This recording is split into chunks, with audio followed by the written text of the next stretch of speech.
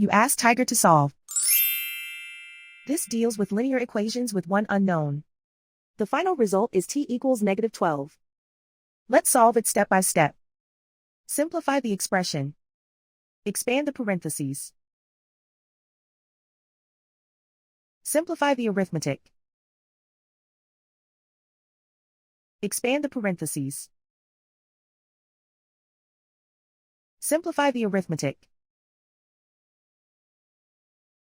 Group all constants on the right side of the equation. Subtract 25 from both sides. Simplify the arithmetic.